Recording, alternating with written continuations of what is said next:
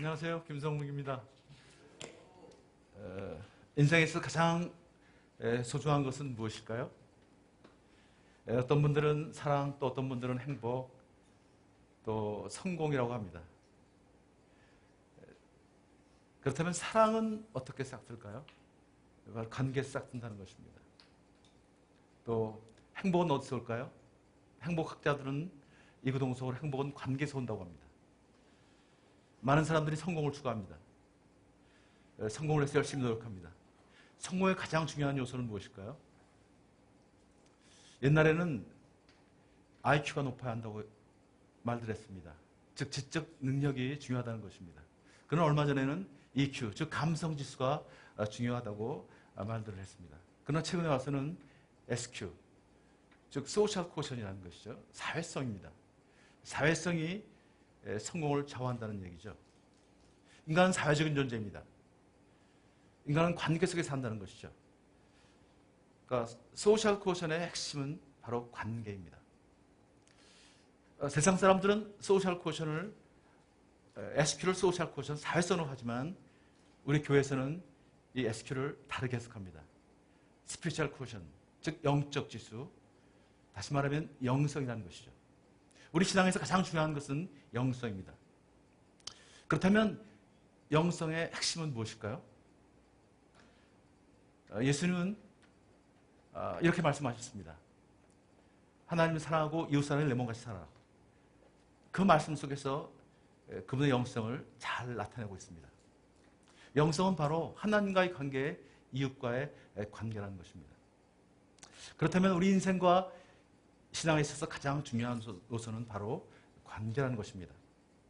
관계가 우리의 인생과 신앙을 바로 결정짓는다는 것입니다.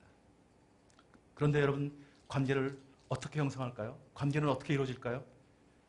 관계를 맺는 데는 중요한 두 가지 요소가 있다는 것을 기억하십시오.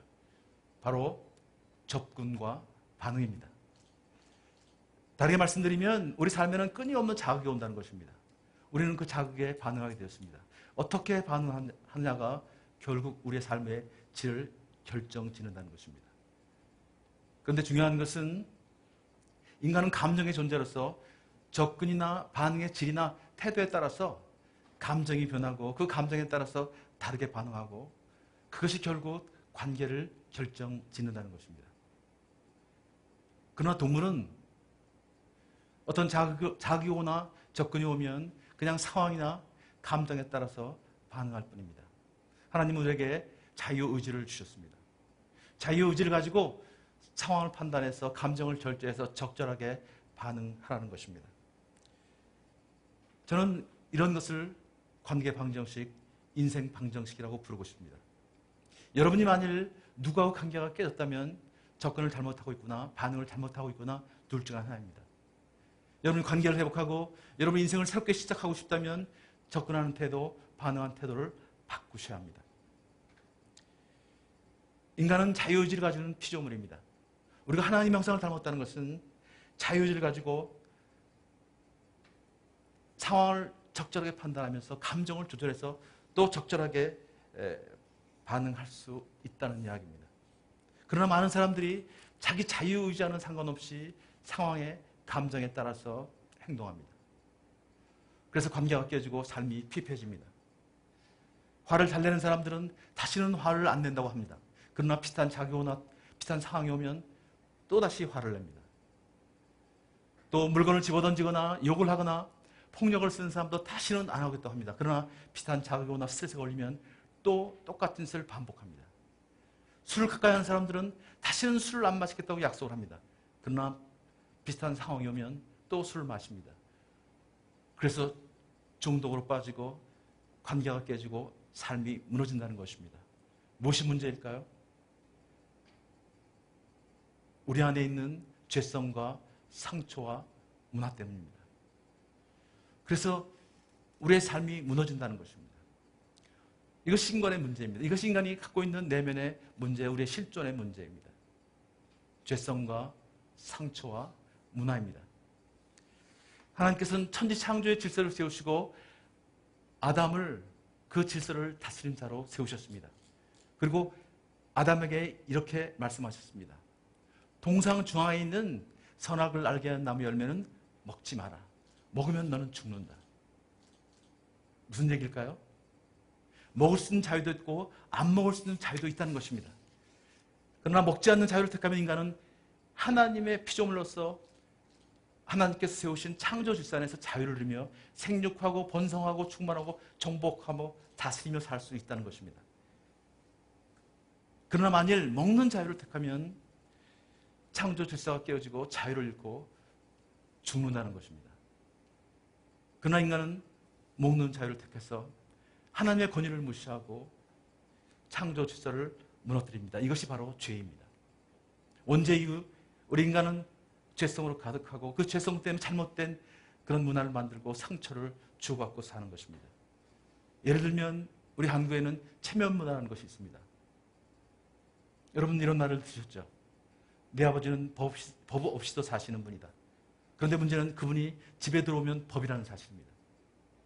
남들한테는 잘하지만 집에 들어오면 가족을 힘들게 만들고 가족을 고통으로 몰아넣는 사람들이 많았다는 사실입니다. 그래서 관계가 깨어집니다. 그래서 많은 사람들이 고통 가운데 살고 있다는 것입니다. 이것이 바로 인간들이 안고 있는 근본적인 문제들입니다. 바로 이 문제를 해결하기 위해서 예수님께서는 이 땅에 오셨습니다. 요한복음 8장 32절에서 예수님은 이렇게 말씀하셨습니다. 진리를 알지니 진리가 너희를 자유케 하리라. 예수님은 우리에게 자유를 허락하시기 위해서 이 땅에 오셨습니다. 죄성으로부터, 상처로부터, 잘못된 문화로부터 우리를 자유케 하시겠다는 것입니다. 그래야 모든 관계가 회복되고 삶이 회복된다는 것입니다. 여러분, 새로운 인생을 살기를 원하십니까? 그렇다면 관계를 새롭게 합니다. 접근하는 태도, 반응한 태도를 바꾸셔야 한다는 것입니다. 새로운 인생을 살기 위해서는 첫 번째 예수님을 만나야 합니다. 예수를 만나야 우리의 자유의지가 회복되기 때문입니다. 그래야 우리는 상황이나 감정에 후회받지 않고 적절하게 접근하고 적절하게 반응할 수 있습니다.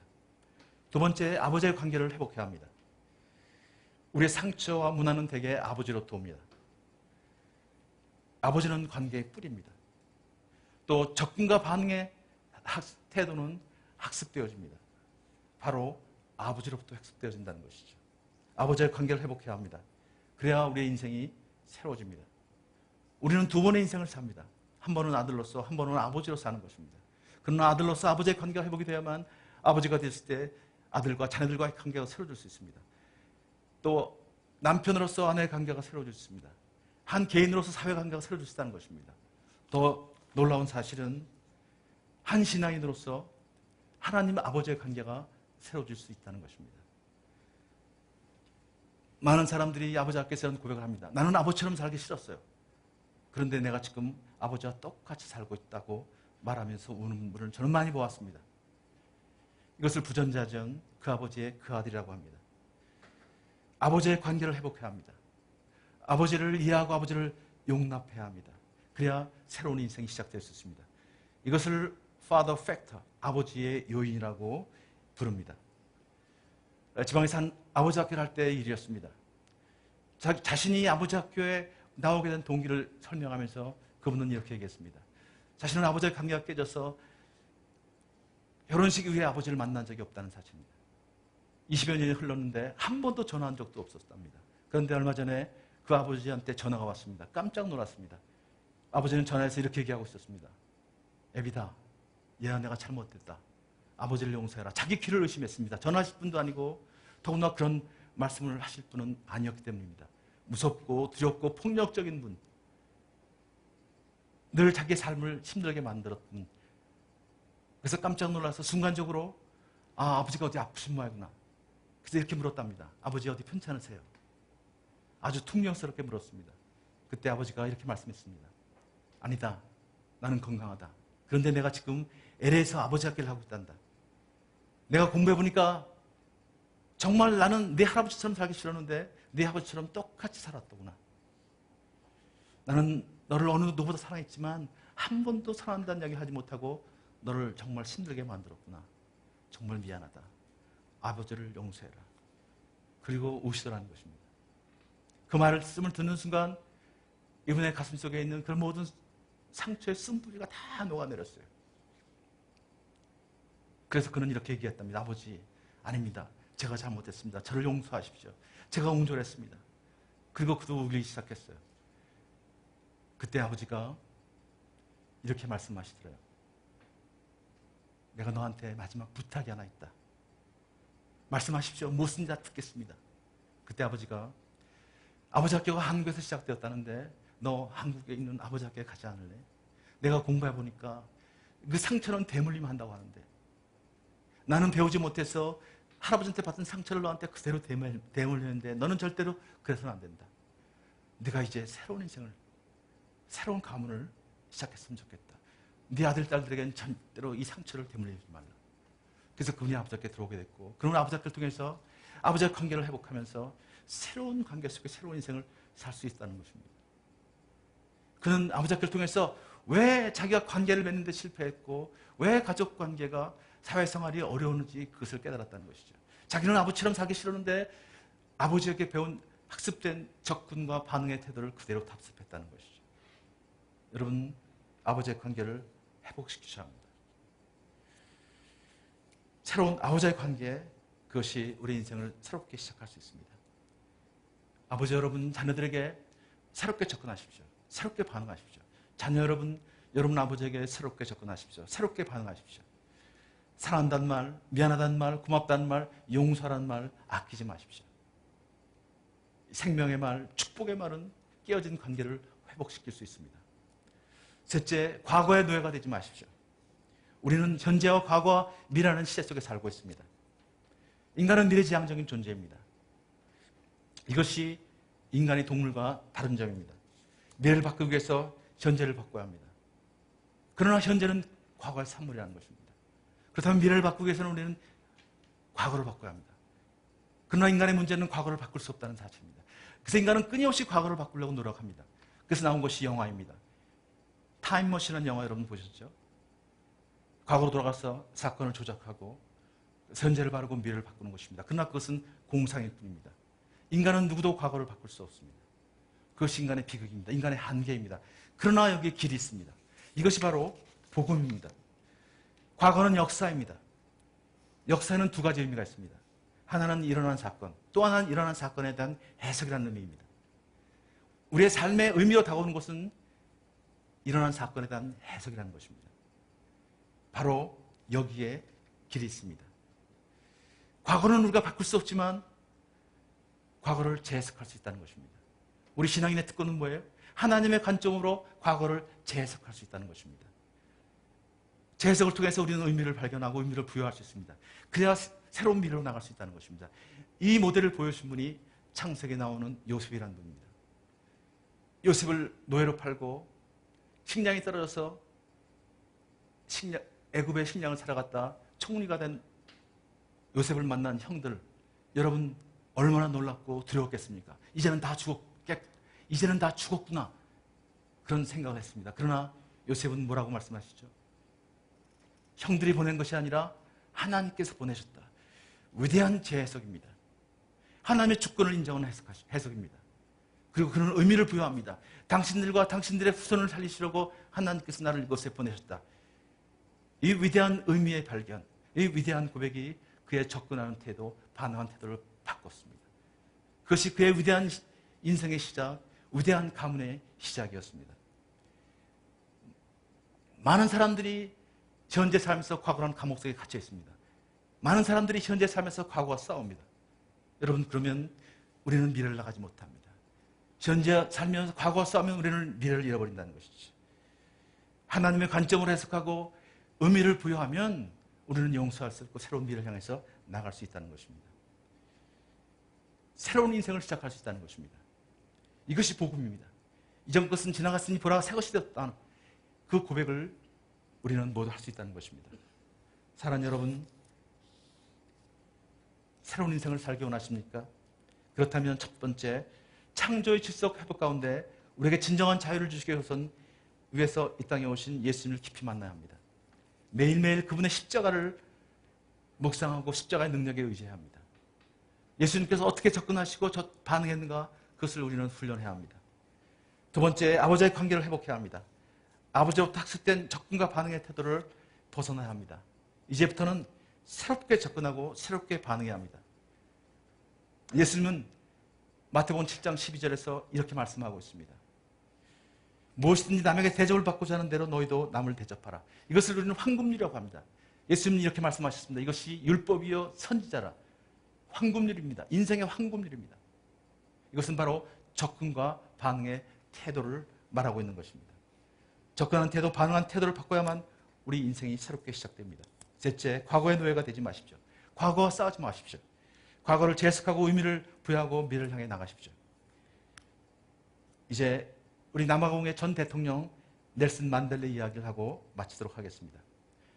만델레가 로벤섬의 감옥에서 해방되던 날 당시 아칸소 주지사였던 빌 클린턴은 TV로 뉴스를 보다가 황급히 아내와 딸을 불렀습니다. 여기 좀 봐, 역사적 사건이 일어나고 있어. 클린턴은 감옥에서 나와서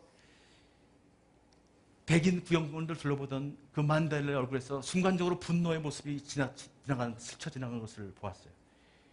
나중에 클린턴은 미국 대통령이 됐고 만델라는 남아공 대통령이 되었습니다. 그들이 만났을 때 클린턴은 그때 이야기를 꺼냈습니다. 클린턴은 언제나 원망이나 보복을 멀리하는 평화주의자로 알려졌던 만델라에게 그때 그 이야기를 꺼내면서 자신이 본 것에 대해서 설명을 해달라고 말했습니다. 그러자 만델라는 이렇게 대답했다고 합니다. 그렇습니다. 잘 보셨습니다. 나는 감옥에 있을 때 한 간수의 아들이 시작한 성경 공부에 동참했습니다. 그때 그리스도의 정신을 배웠습니다. 그런데 그날 감옥에서 나와 백인 구원꾼들을 보면서 그들이 나에게서 27년의 세월을 강탈해갔다는 생각이 들어 울컥 분노가 치밀어 올랐습니다. 그러자 그리스도의 정신이 나에게 말했습니다. 넬슨, 너는 감옥에 있는 동안에도 자유로웠는데 지금 자유의 몸이 되어서 그들의 감옥이 되지는 말아라. 여러분, 새로운 인생을 살기 원하십니까? 그렇다면 여러분의 인생 방정식을 새롭게 하십시오. 예수님처럼 접근하고 예수님처럼 반응하십시오. 그러면 그러한 축복이 저와 여러분 그리고 시청하시는 모든 분들에게 함께 하시기를 축원합니다. 기도하겠습니다. 하나님, 우리에게 인생 방정식 황금률을 가르쳐서 감사합니다. 예수님처럼 접근하고 예수님처럼 반응함으로 우리 인생이 예수님을 닮아가게 하옵소서. 모든 관계가 새로워지고 우리가 새로운 인생을 시작할 수 있도록 도와주옵소서. 우리 삶에 풍성하고 아름다운 열매가 맺히도록 인도해 주옵소서. 예수님 이름으로 기도합니다. 아멘. 네, 감사합니다.